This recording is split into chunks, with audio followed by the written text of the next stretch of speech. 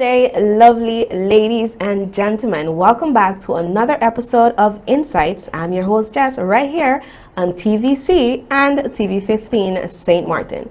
I'm here with an amazing and powerful young lady, no other than Dr. Rolinda Carter. How are you doing today? I'm doing well. Thank you so much for having me. Thank you very much for joining us today. We're very excited to hear so much about your life story and to share it with our viewers as well. My pleasure. Nice. Thank you so much.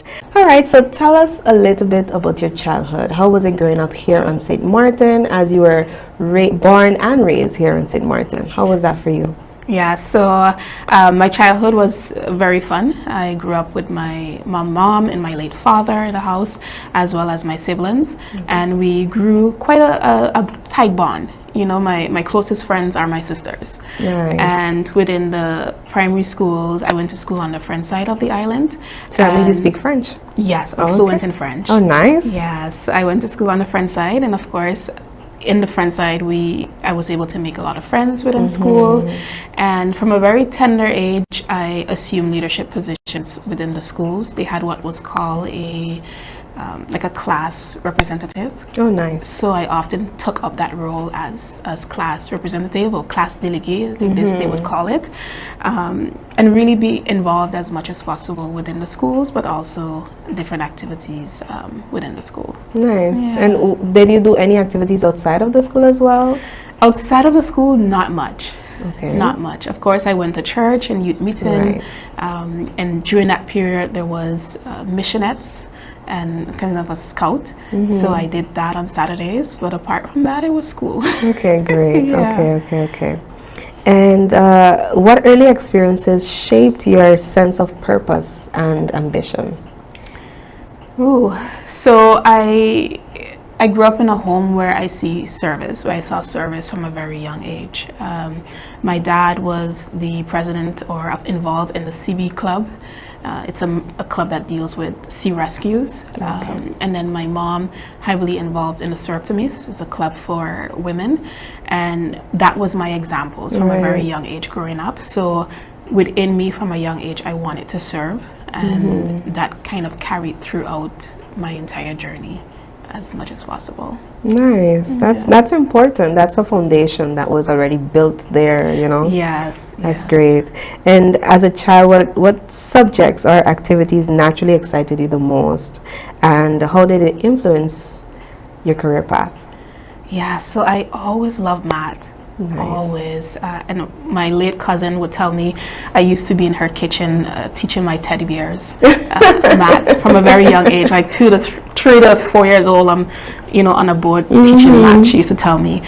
And so I always knew that I liked the science. I liked mathematics as much as possible. And so I grew up thinking I would have been a math professor. That's interesting. Yeah. We always believe you're going to be something and not always pursue those particular and goals. I was definitely going towards that. But when I saw the young generation, I decided to switch. Yes, change your path. Yes.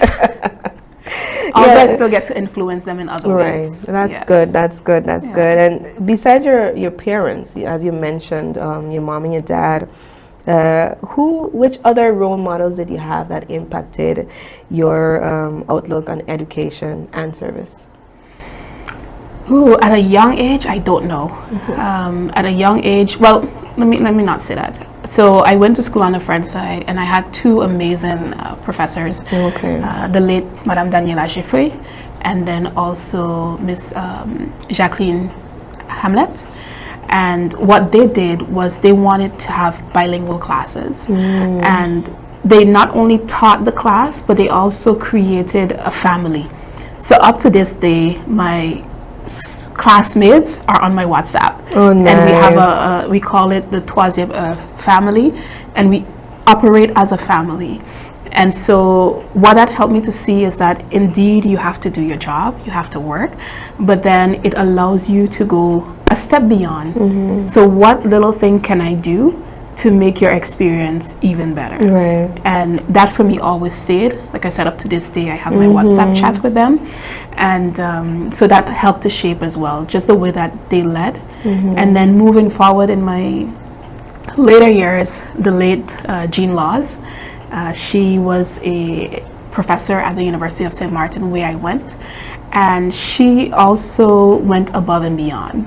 You know, it wasn't just about teaching a class, Right. and that's what I saw. It wasn't just about teaching the class, but it was really about identifying persons that there is something within them that you want to cultivate, and that has always driven me. Like, how do I, yes, I'm working and we're colleagues, but if there's a moment where I can inspire or empower, that's what I'm going to do. That's awesome. Nice. You often, as far as we heard, reference Nelson Mandela. Yes. When did his words first resonate with you, and how did they guide you in your life?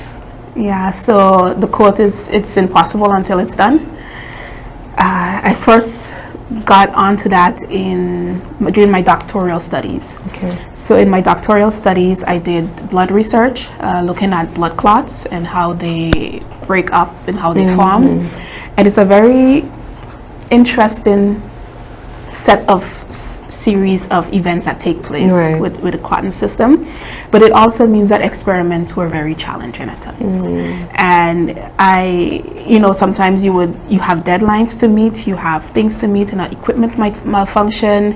Correct. The results might not be what we're expecting, so you have to pivot. And oftentimes it may seem like you're not going to meet your end goal, but then time doesn't wait on you, it doesn't stop. So when that end goal comes and that time comes, you just realize that everything kind of fall in place as it needs to. Correct. So that carries me, especially not only in my doctoral studies, but with my different social engagements as well as my work. I tend to see challenges as opportunities, and I don't know, I get excited. I get excited. Yeah. When I see a challenge, because it means I need to now find a solution. And that is me. I am a problem solver, so I don't bring any more challenges to me. But I take on challenges head on with the concept of, it may seem impossible, but there has to be a way for it to be done. Nice. And that's kind of what guides me. Amazing. That's beautiful. So how was your transition from finishing your studies here in St. Martin and then traveling abroad to further your studies? So I started at the University of St. Martin, and from there, the late Miss Jean Laws, she said, "Rolinda, you need to go away. You need to go away and expand." Correct. And she applied she was also the school counselor, I believe. So she applied and she said, "Okay, let's apply for a scholarship. And let's see what's going to happen." So we applied for a scholarship. The deadline was passed, but being involved with my academic but also extracurriculum activities, which is very important, the school decided they were going to give me a full scholarship. Wow. Thank God. Amazing. And very grateful for that. And so I got a full scholarship to go to Canada. And of course, we weren't planning for that, because I went to school on the French side, and on the French side, the normal path is to go to France. Right. So you won't have to think about saving up monies for colleges. In the States and in Canada, colleges are not, correct. It's a pretty penny. So I was so grateful when I got the full scholarship, and that just made it easier for me to go. And then also I had a classmate that also was going to the school, so that made it easier because I knew that there would be someone familiar there. Yeah, and so it was a kind of a seamless transition. Different, but very seamless. Good, good. Did you miss your family when you were abroad, or were you just excited to continue to experience and adventure? Yeah, so for international students, the first week at that university, you have what is called TIP camp, and it's really just to get you involved and see different international students. And you camp in kind of in the woods. Okay. And my mom went up with me, and I called her and I said, "Mommy, I'm coming home. I'm leaving this place and I'm going back home. I'm not staying here." But my friend, he came up and joined. One of my classmates, he came up and joined. I was like, "Okay, all right, we're gonna be good. We're gonna be good." And I sort of just engaged within my academics, because I always heard that the first year there's a dip in your grades. I heard that the first year is the most challenging. And again, going back to challenges and how I operate with challenges, I took that on as a challenge to prove myself that my first year would not be a dip. Correct. And my first year would not be any different than what it was in St. Martin. And so I got through, but it also put a lot of pressure on me to make sure I get through. I can imagine. And especially coming from a small island, you're not accustomed of, being in such a big university or having to meet so much different people. Of course, here, yes, we have a lot of nationalities and we meet different people, but more Caribbean, right? So now there in Canada is like people from all over the world, including those Canadians as well. And I can imagine that must have been difficult, which is why I asked the question. You know? Definitely a culture shock, but what helped is the persons that were familiar. At least 3 persons from St. Martin was there when I first went up. And then by the January, some additional ones came up. So that helped. That helped, How did your time at Trent University shaped you personally beyond academics? So I got involved in a lot of things. I formed, along with a girl from Africa, I formed what is called the Trent Gumboot Step Team. And it was, in Canada, there's no sorority per se like that. So we formed kind of a stepping team where we would perform for international events and those things. And that helped me to get engaged, but also to build on my leadership on a larger scale and interact with persons from different cultures within a leadership board as well. So I was very much involved with stepping, with the international clubs, doing different events, and Alrighty. And moving to pursue your PhD at the University of British Columbia, what lifestyle adjustments were the most challenging? The weather. So, when you think of Canada, you think of cold weather. At Trent, which is in Peterborough, Ontario, I remember one night I went out and it was minus 30 Celsius and I would smile and my face would just freeze in that way, so I got used to that. But I also got used of the snowflakes falling on me and the snow and walking in snow. In Vancouver is the total opposite story. Even though it's in Canada, on the west coast, when I first went, now the weather has changed a bit, but when I first went, it was raining. So it's a very thin, subtle, constant rain. And so, you would wake up and it would be dark outside, and then you would come back in, it would be dark outside. And I worked in a lab. So I think the biggest adjustment had to do with weather, because you often was cold and wet. I don't mind cold and dry, but cold and wet. It's uncomfortable. Okay, that's interesting. That reminds me of St. Thomas. I visited St. Thomas once, and it surprised me because it rained every single day. Every single day. And I remember asking, St. Martin rains, how come I never had an umbrella in St. Martin?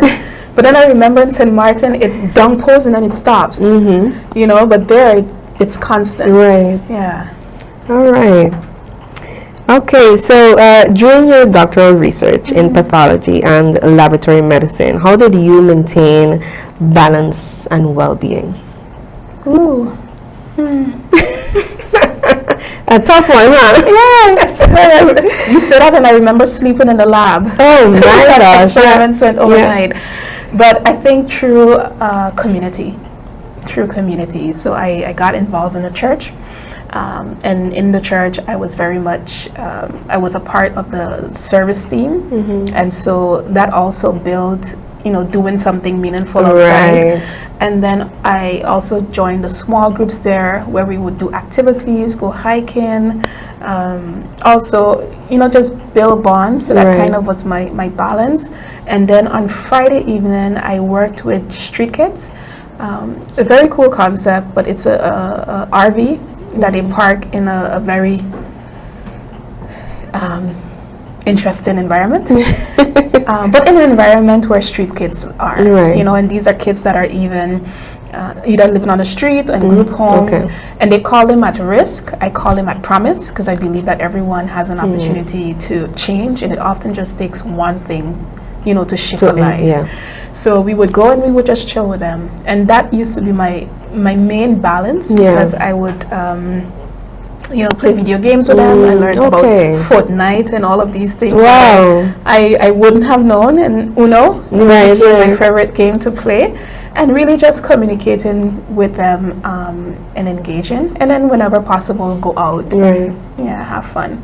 Okay. And my days in the lab were long. How impactful were those challenging times at the lab, though? Would you have changed anything from that experience? No, it made me who I am.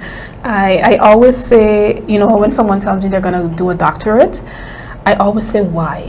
Why are you pursuing a doctorate? Right. If it's just for the title, really have a backup, because of course the title could be enough to motivate you, but what a doctorate does, especially a research doctorate in the sciences, in my case, is that it forces you to go beyond just becoming an expert. It forces you to develop resilience. It forces you to develop critical skills, problem-solving skills that are transferable in many different areas.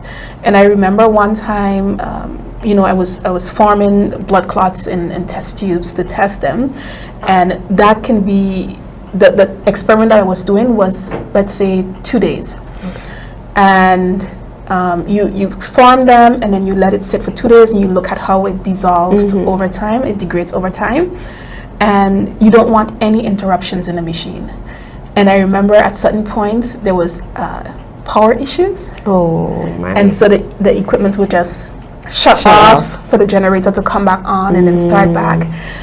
And the first time it happened, I felt the second time, and then around, and it wasn't consistent. It was like maybe once a month or so. And one time it was a important experiment, and it did it. And I just came in, and my coworker was there before me. So when he saw me come in, he said, "Rolinda," and I went and I said, and I just smiled, and I started to laugh, And that moment stuck with me, because he watched me. He said, "Why are you laughing? Right. I would be angry." Yeah. And I said, "It's okay. I'm not gonna let this stress me out. I'm not gonna let this stress me out." And that is that kind of shaped me in how I deal with challenges and respond to things. Yeah. I know how to just. I'm not gonna let it stress me out. Right. Exactly. And I just start to laugh. Alrighty. So we're gonna take a short break. We'll be right back. Don't go too far. We'll be back with Dr. Rolinda Carter with her amazing story. See you soon.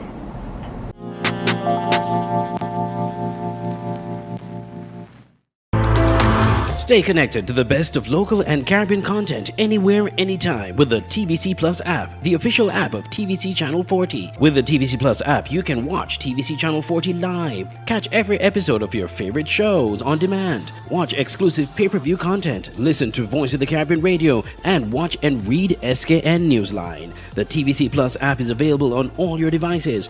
On the Google Play Store, search TVC and the plus sign. In the Apple App Store, type the words TVC Plus. And we're also available on the Amazon App Store for Fire TV and Fire Stick devices. Search the words TVC Plus. Download today and take TVC Channel 40 wherever you go. The TVC Plus app. Stream, watch, enjoy.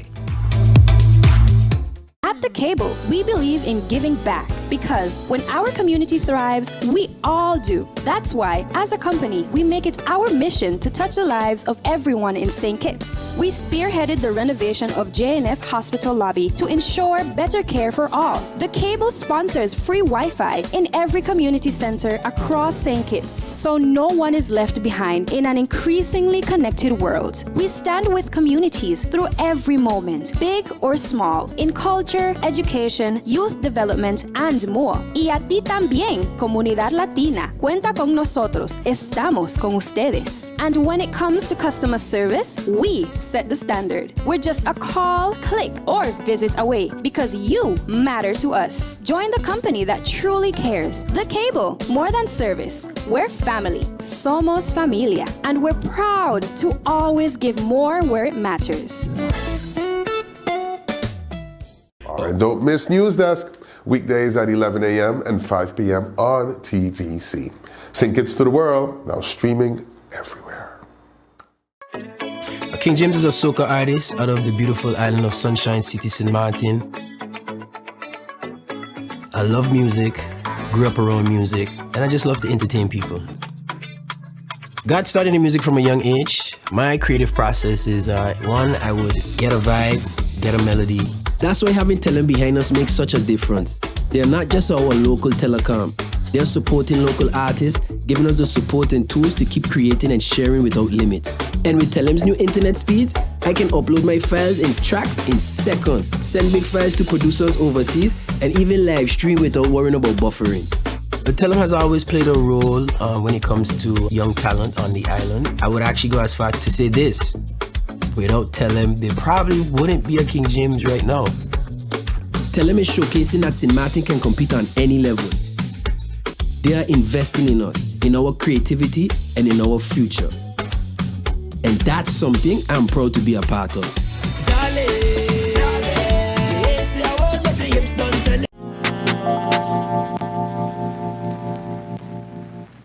Welcome back, ladies and gentlemen, to another episode of Insights. And as I said earlier, we're here with the one and only Dr. Rolinda Carter.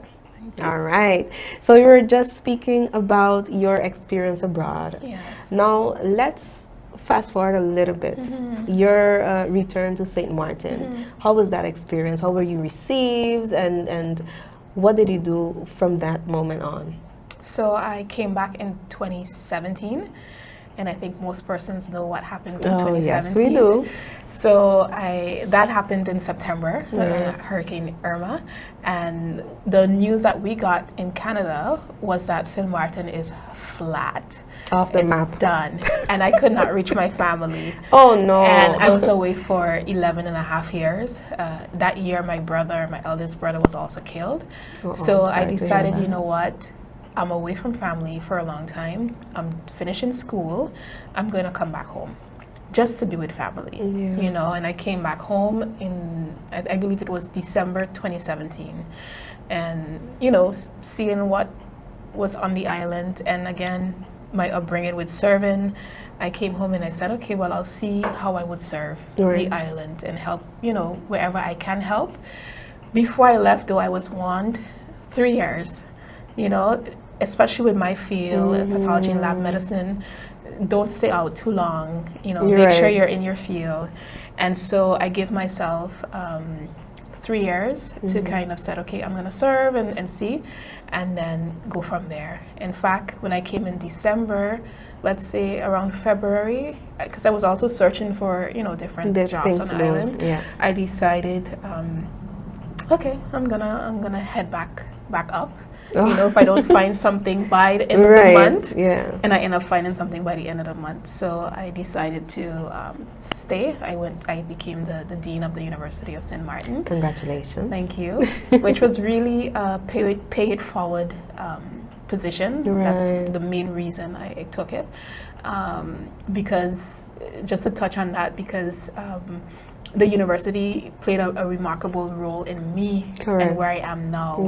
And so I felt that it was only right for me to pay it forward to an institution that paved the way for me, but also to the students that are coming behind me, in the same way that Miss Jean Laws kind of saw something in me and made a way. I wanted to do that as well. So that was my why in joining the university. And I decided, okay, the 3 years is coming up. I need to make a decision. And COVID hit. So my decision was to stay because I could not leave at that point. All right. And you were also in the health Care Laboratory, right? Yes, I'm working there yeah. Okay, and as a quality manager? Yes. Nice.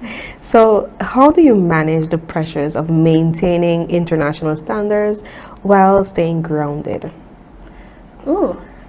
So I think it comes with having a team that understands the importance of it. You know, we often say, or it's said that 70% of all diagnosis is based on lab results. You know, what that means is that at the end of every lab form, every test tube, every job that you're doing, there is a mother, a child, a father, a brother, someone there awaiting results about how they're doing, to be able to diagnose, to be able to be treated, to be able to do what they have to do. So the moment that you realize the significance of the work you're doing, even the cleaners, you know, you need a clean environment as well. So what helps is that everyone understand the importance of the work they're doing, as well as the reason we have these guidelines in the first place. The reasons these guidelines are there is to ensure that we are protecting the safety, the confidentiality, the integrity of that patient results. And so once you understand the why and the importance of it, it kind of helps. It doesn't take off the pressure, of course, but it definitely helps in terms of doing it together as a team and maintaining it, you know. And so every year we get assessed, and coming up to that year, my friends are like, I can't reach you. And I said, I understand you can't reach me, but it's really just making sure that everything that we're saying, that we're doing, we're actually doing, happening. So that when they come, they're able to see that we are operating according to that standard. Good, very good. What daily habits or routine help you stay productive and focused in such high responsibility roles? Because you did mention abroad you would have those different activities, but how do you manage that here in St. Martin? I love nature, so going to the beach and just relaxing is something that I do. Great. You know, that's a part of my routine. Spending time in nature, spending time with my niece, spending time with family and friends. That's very important to me. Going away now and then to kind of clear my mind. Yeah, that's also important. But also doing my best to start my day with devotion, and then quiet time. You know, if I had a day of, I'm an introvert, so if I had a day of a lot of talking, my ride home is without any radio, any phone calls, total silence. And so all of those little things, little habits help me to stay balance. grounded. Nice. We mentioned COVID-19. Let's dive in a little into that situation, that very impactful time in all our lives.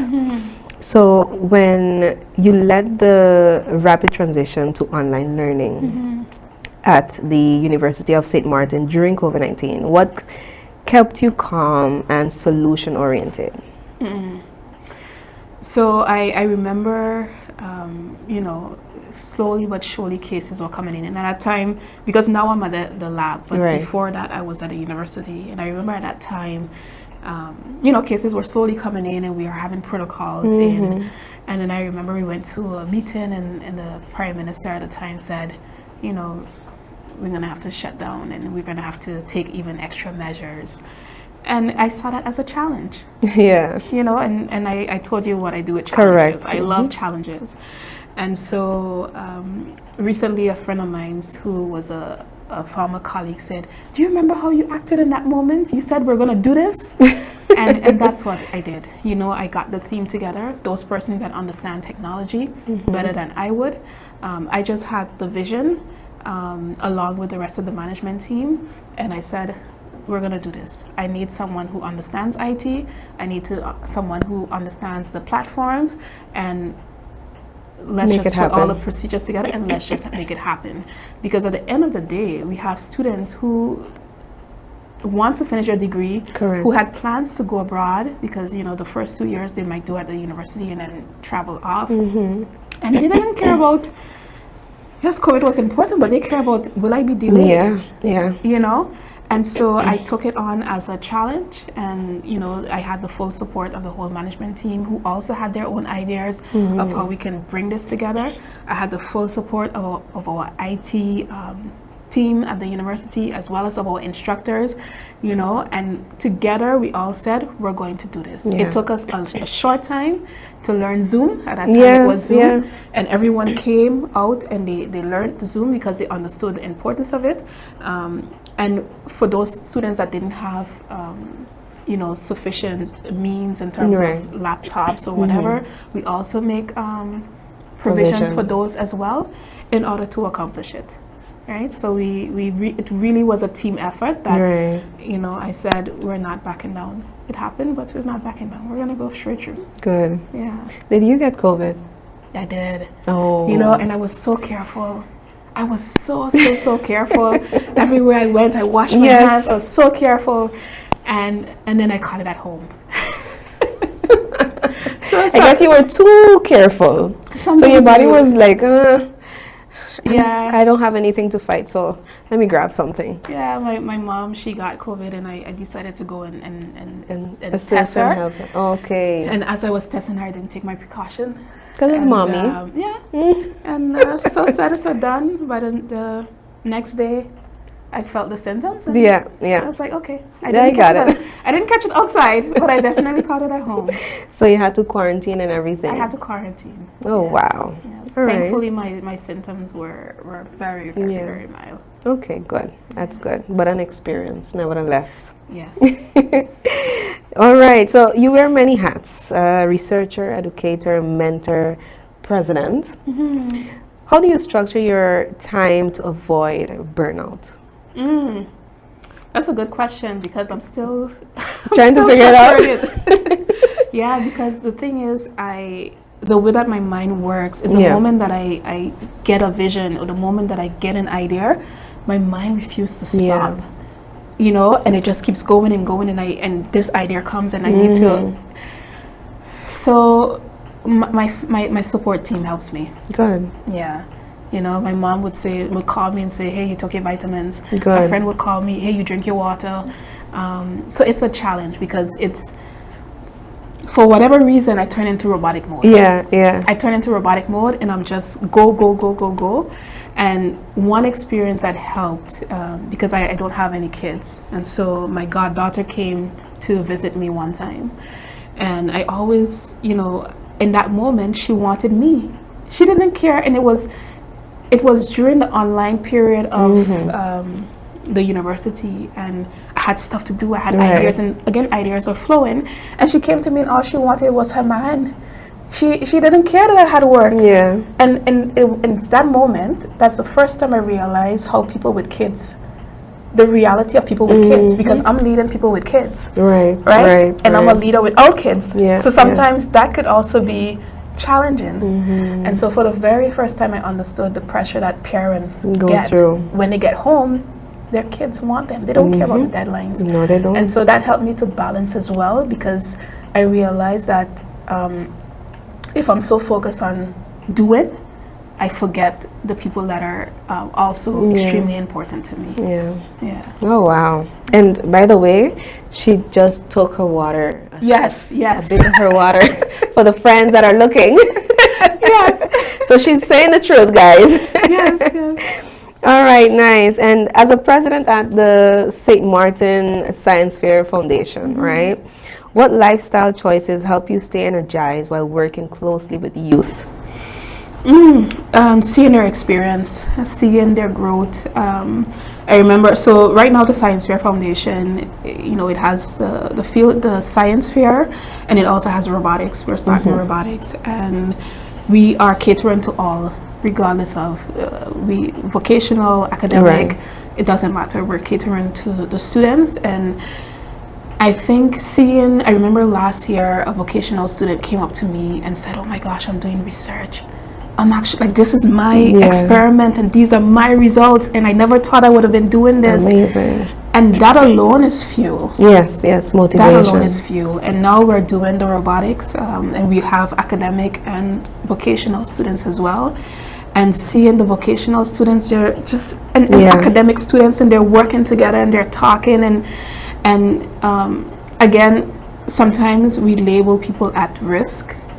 You know, we label people in general. Correct, that's it. And I think that the moment that you realize that everyone has something in them, and the moment that you cultivate that thing, they expand beyond your imagination. Yeah. And being in the science fair, because we're all volunteers, we all have our jobs, we're volunteers, and we're all dependent on sponsorship. Right. So seeing those stories and hearing those stories and seeing how the work that we're doing and the opportunities that we're providing is energizing students, as a result energize me. Beautiful. Yeah. And if there's any one of our viewers that would like to support the cause, how can they reach you guys? By email. You can reach me at sxmsff@gmail.com or via our Facebook, Science Fair, St. Martin Science Fair as well. Okay, beautiful. Great. Science Week 2025 Yes. marked 30 years of impact. Yes. What personal moment during that celebration meant most to you? So for the first time, we expanded. Normally the organization had just science fairs, and for the first time we had opening ceremony where we discussed AI and changing and adapting with AI, because it's here. Yeah, it's happening. It's here. You know, we really just have to create and stimulate Adjust. youth for the future. And then we also had STEAM field trips, and this is opportunities for students who may be interested in a STEAM related, and STEAM is science, technology, engineering, arts, and math, who may be interested in that field to be able to see it hands-on. And then of course we have the science fair, and I think the most incredible moment was the field trips, seeing them engage, but also that moment with the vocational students. Good. Yeah. Amazing.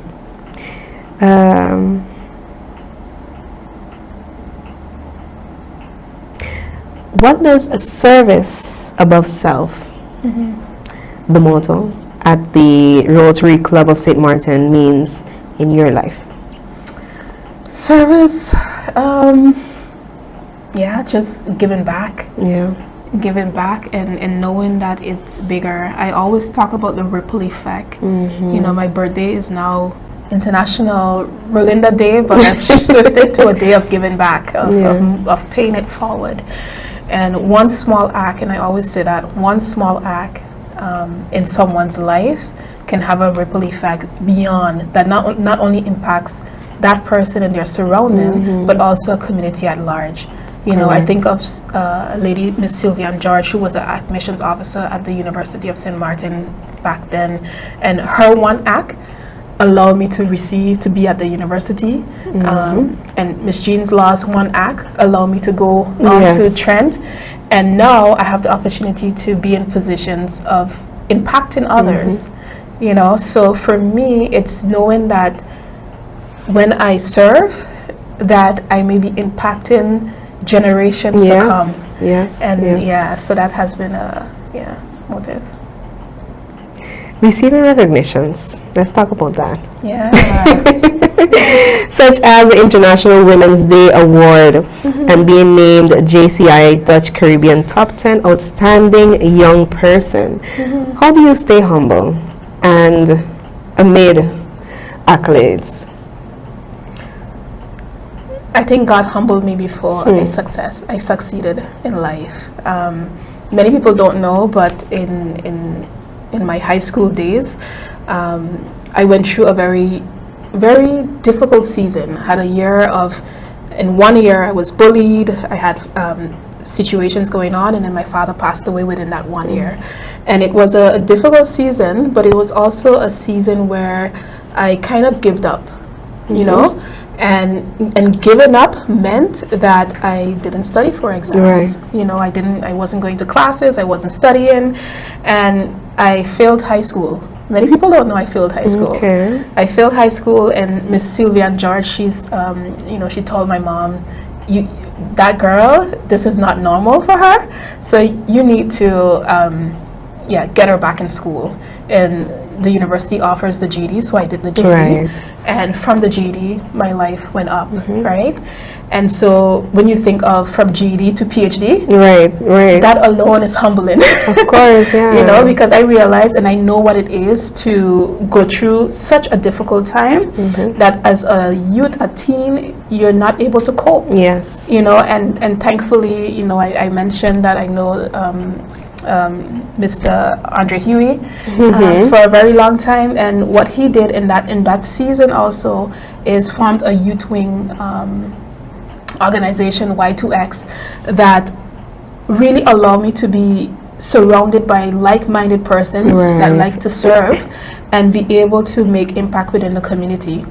And so being in that and being able to move from that season of feeling like I wouldn't get out to now be successful, I always remember that season. Of course. Because that season was a what do you call that? It was a fork in my journey. I could have either gone that way and become delinquent, you know, commit suicide or do anything, or I could have gone the way that I went. So I think I was humbled before I excelled. That's amazing. Powerful story. All right, so we're going to take a break again, all right? And we'll be back. We're going to touch a bit more on Y2X.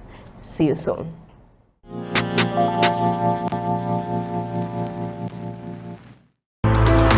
Stay connected to the best of local and Caribbean content anywhere, anytime with the TVC Plus app, the official app of TVC Channel 40. With the TVC Plus app, you can watch TVC Channel 40 live, catch every episode of your favorite shows on demand, watch exclusive pay-per-view content, listen to Voice of the Caribbean radio, and watch and read SKN Newsline. The TVC Plus app is available on all your devices. On the Google Play Store, search TVC and the plus sign. In the Apple App Store, type the words TVC Plus. And we're also available on the Amazon App Store for Fire TV and Fire Stick devices. Search the words TVC Plus.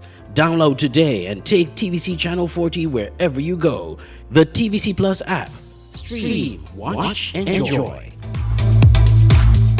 At The Cable, we believe in giving back because when our community thrives, we all do. That's why, as a company, we make it our mission to touch the lives of everyone in St. Kitts. We spearheaded the renovation of JNF Hospital lobby to ensure better care for all. The Cable sponsors free Wi-Fi in every community center across St. Kitts, so no one is left behind in an increasingly connected world. We stand with communities through every moment, big or small, in culture, education, youth development, and more. Y a ti también, comunidad latina. Cuenta con nosotros. Estamos con ustedes. And when it comes to customer service, we set the standard. We're just a call, click, or visit away because you matter to us. Join the company that truly cares. The Cable, more than service. We're family. Somos familia. And we're proud to always give more where it matters. All right, don't miss News Desk, weekdays at 11 a.m. and 5 p.m. on TVC. St. Kitts to the world, now streaming everywhere. King James is a soca artist out of the beautiful island of Sunshine City, St. Martin. I love music, grew up around music, and I just love to entertain people. Got started in music from a young age. My creative process is, one, I would get a vibe, get a melody. That's why having talent behind us makes such a difference. They are not just our local telecom. They are supporting local artists, giving us the support and tools to keep creating and sharing without limits. And with Telem's new internet speeds, I can upload my files and tracks in seconds, send big files to producers overseas, and even live stream without worrying about buffering. But Telem has always played a role when it comes to young talent on the island. I would actually go as far to say this. Without Telem, there probably wouldn't be a King James right now. Telem is showcasing that St. Martin can compete on any level. They are investing in us, in our creativity, and in our future. And that's something I'm proud to be a part of.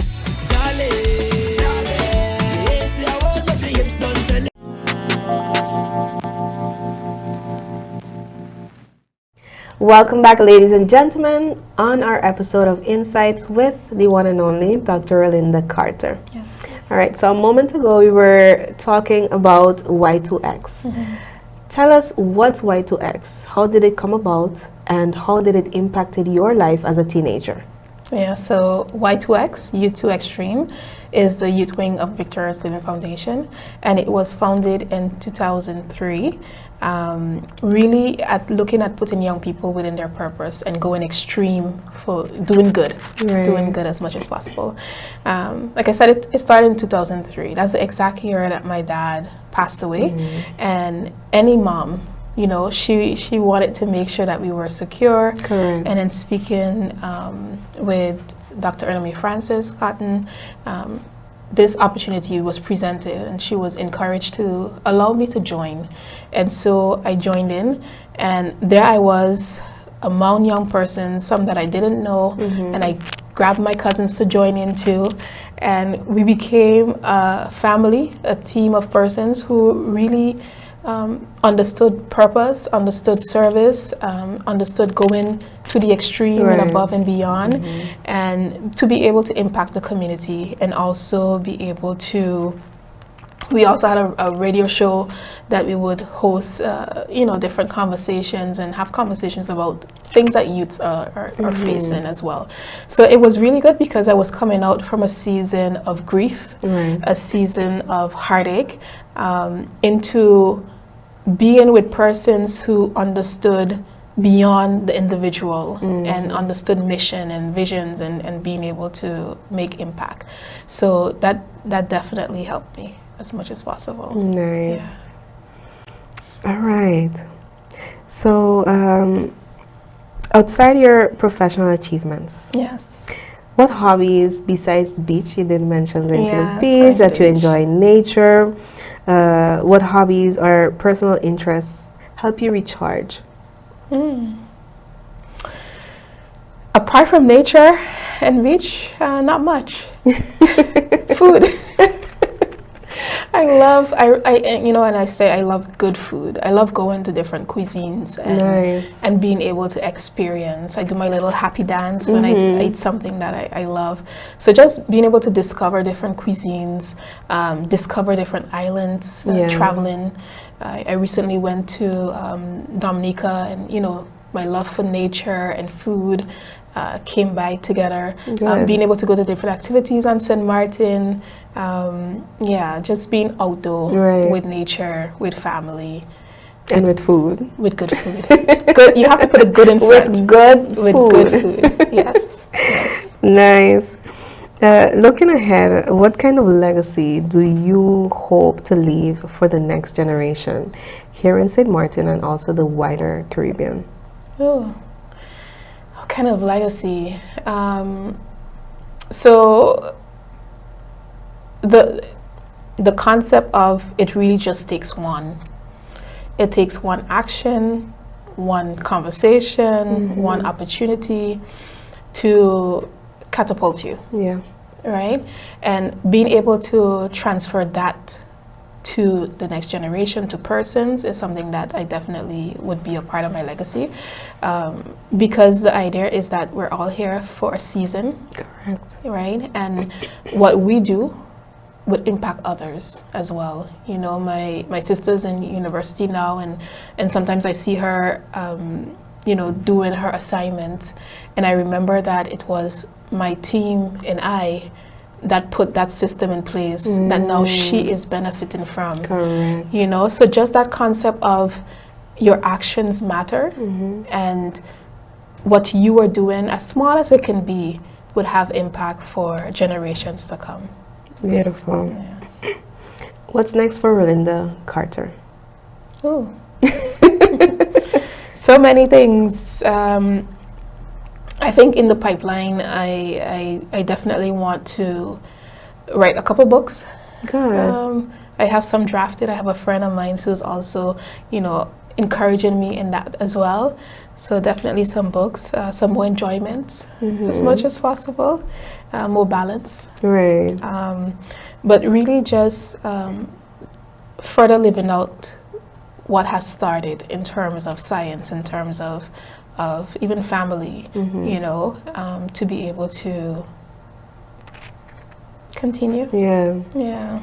And are your books, will your books be science related, or are you going to a different field? What exactly are you looking at? So right now it varies. The ones that I have drafted is one is on finance, because my friends and multiple persons ask me, how do you do what Manage you do with finances. your finances? And so just the concept behind that and my way of thinking on finances, because I believe that finances is fluid, but it's also abundant. I don't believe in scarcity. And so once you take on the abundant mindset and the growth mindset, you then look at finances in a different view. Right. So one that's drafted is on finances, but also on systems. So as a quality manager, I have to deal with systems, how to manage systems, how to improve systems. And when we look at things and how things function in the world, there's always a system behind it. Even in our daily lives, you know, we do these vision boards and all of these things, but there's systems behind it in terms of how to make them work. And so one is also on understanding systems in different contexts, and then of course you have health related ones as well. So I'm still narrowing down my niche, Right. but those are the things that, you know, naturally flows from me and things that would naturally come out within books. Awesome. Excellent. If you had 3 things to share with our viewers, what would those 3 things be? Ooh, 3 things. Ooh. Or advices, if you want to share advices. Remember that you are enough. You know, you were born with every single thing that you need to achieve your purpose within you. So remember that you are enough. And while challenges may happen, there are challenges to kind of water and grow those seeds that were embedded in you from birth.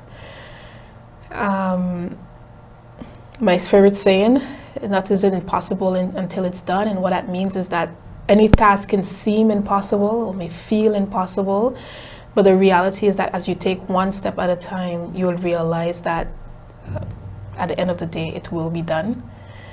And the third thing would be trust God in yourself. I don't know why I felt like saying that, but trust God in yourself. We often, people talk about these small little nudges and small little inclining. I remember in my doctorate, the times when my research went beyond what anyone could expect is those times that I quiet myself and trust God and trust myself and what I was feeling and sensing, and then did that.